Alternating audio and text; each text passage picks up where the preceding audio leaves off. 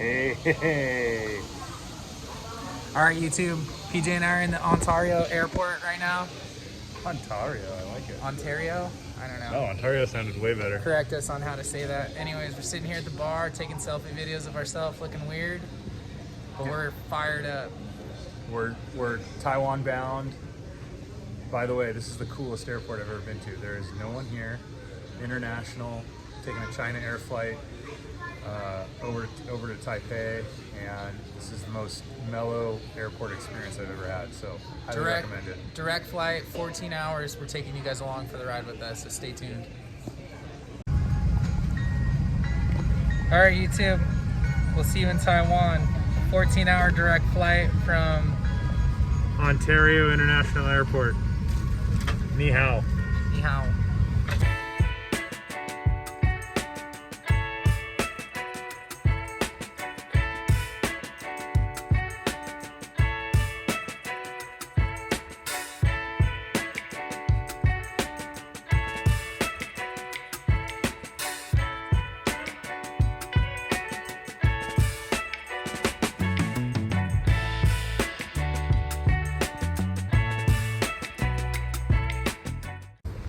All right, YouTube.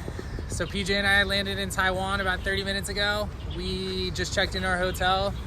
We'll give you guys some shots of that when we get back to it. We're twinning today, looking all good. We're gonna go say what's up to our big boat factory today. So Blue Water Jack, our boy. We're gonna go spend some time, look at some boats that he's building, and spend the day with him.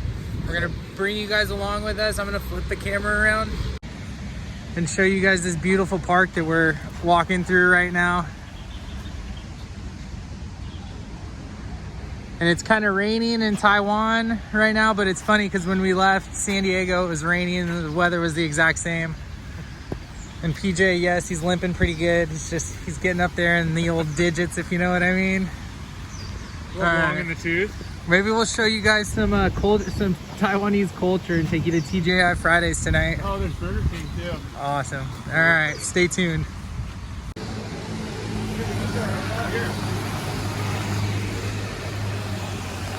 Yeah, that's our hotel. Regent.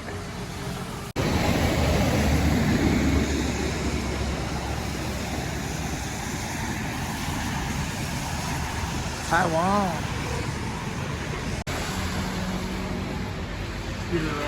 Scooter Row right here. Taiwan living, baby. Taiwan living. We're going to the street markets tonight? Oh yeah. Heck yeah. Small alleys, big gardens. Small alleys. All right, Team Mikelson. Guys, this is Jonathan. Jonathan's the man right here. He's the one that's building all these wonderful Mikelsons for us over in Taiwan. But this is 50 hole number 97. We're gonna give you guys a quick walkthrough. All right, brother. Give me the play-by-play.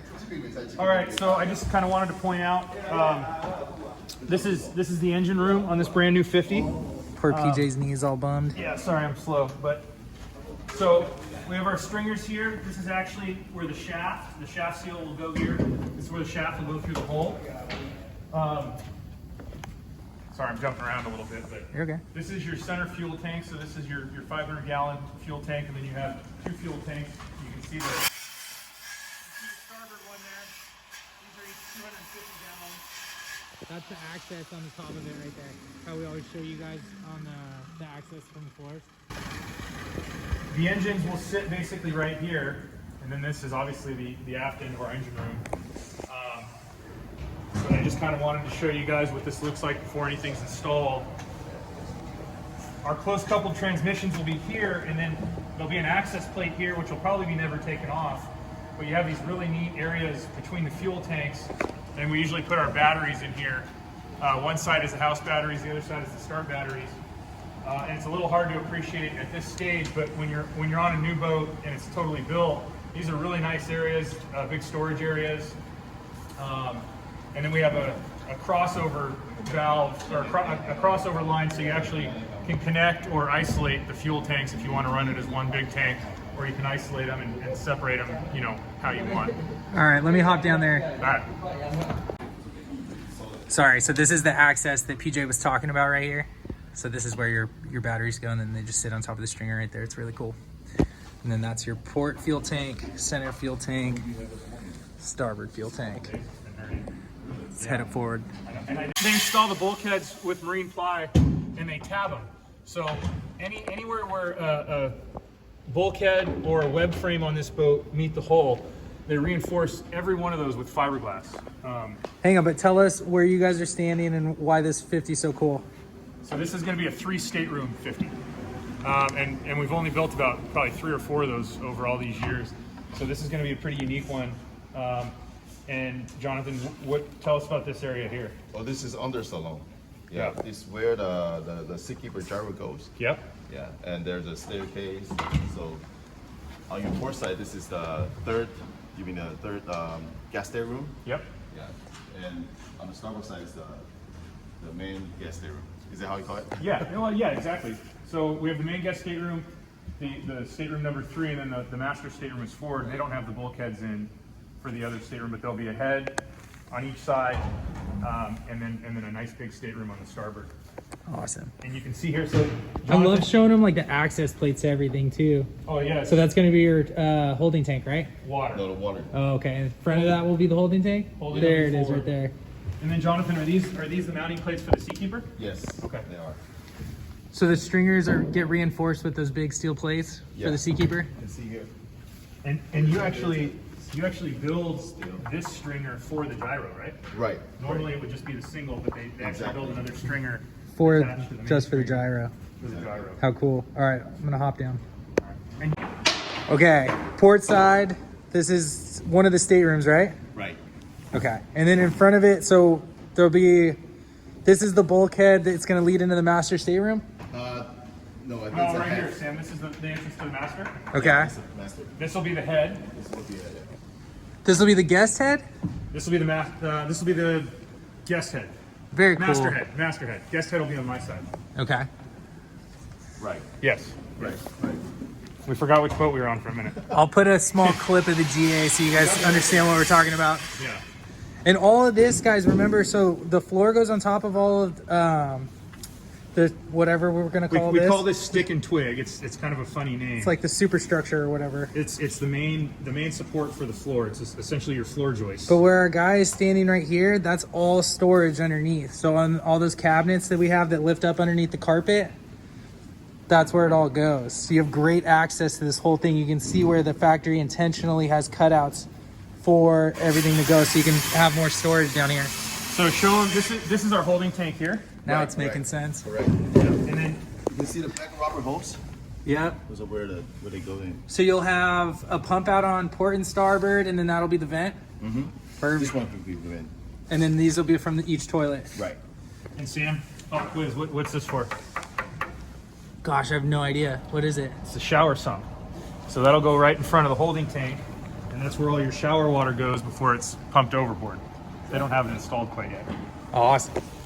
All right. Gosh, and it smells so good. I love the smell of resin in the morning. Well, and look how much time and stuff he takes to get the bilge paint perfect. I mean, it's beautiful, and it's really nice to have that. You know, you don't spend a whole lot of time in your bilges, but you want them to look good when you go down. And smell good. And again, Sam, I want to show you. You know, you can see. Hopefully, you can see. Yeah, I was zooming in on that. But the end of all these floor joists are fiberglassed into the hull, and then you can see again the tabbing that goes up on that bulkhead all the way, and it goes all the way down. So they tab throughout the entire thing.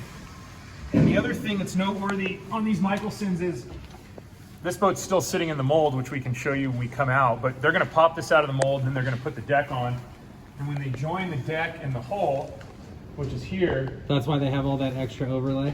yeah, they'll trim some of that off, but they'll reinforce it with actual hardware, and then they go through and they actually glass it and reinforce it with fiberglass too. Is this true, Jonathan, or are we just making all this up? No, it's true. So it's extra time, but it's really important because it gives it extra strength. It ensures that you're never going to get water in your whole deck joint. All right, so we've got the 50 hull mold over here that we were just giving you guys the tour of. And then if Sam hands over to the left, this is the deck mold. So when they release this from the mold, this deck will go right on top of that hull and like fit like a puzzle piece, and they'll bolt it on and they'll fiberglass around it. It's kind of neat because you can see the windows in the mold, so you can see where we made the Generation 2 changes to the windows. You can see the staircase over there, your cockpit to flybridge staircase. It's actually molded in, at least the upper portion is. And then the salon door and the aft salon window.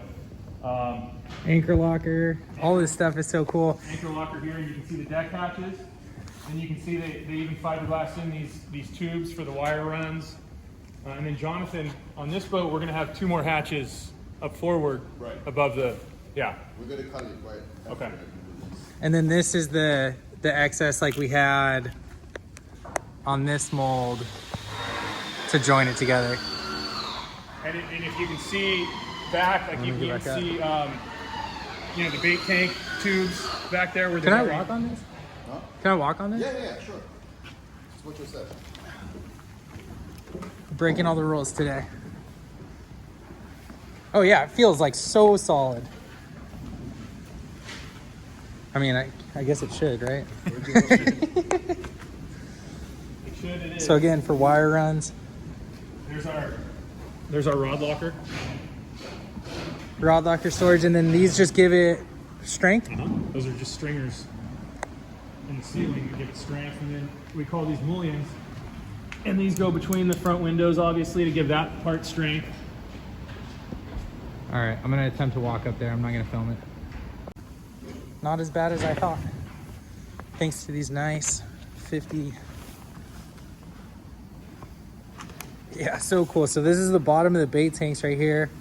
These are your fish boxes, and these are gonna be non-removable. They're glassed in. Where the little center hatches for storage, and then this will be the starboard deck hatch once it goes on there. Port deck hatch, and then the center one. And then they even put kind of stringers here to give the deck some rigidity as well. So Jonathan, is this about ready to be released from the mold? Our guy Jack right there, the OG. Got it. What are you gonna show? So this is the foam that we use for the coring material, and basically you can see it's perforated so that if you're laying it up on a curve. Hey, I gotta get close to you. Sorry, there you go. Can you see it? Yeah. So they pre-cut it in all directions so that when you're laying, this curve's a little too extreme, but if it was a nice smooth transition, those perforated lines can go in. How cool! And then the can fiberglass install and it. resin just fills the. We have an outer skin, and then you put the foam in. You adhere it to the outer skin, and then you lay up the inner skin because you build the boat from the outside in. And then this is like a sheet of it. Is any of that true, Jonathan? And you can see the perforated lines. So if you come down here, you can see if you were going to go around something curved like that, those perforations you can go around and. We're all about the perforations. So anyway, kind of interesting to see what's inside your hull and the other fiberglass area. Sweet, and that's non-porous, so that we could leave that out in the rain for a year and it can't absorb any water. It's closed cell, exactly. So you could soak this underwater, and each individual cell in here is sealed. So it can't, unlike balsa wood, for instance, which is a tree, water is designed to travel through it. This is closed celled, so it can't absorb any water. Sweet.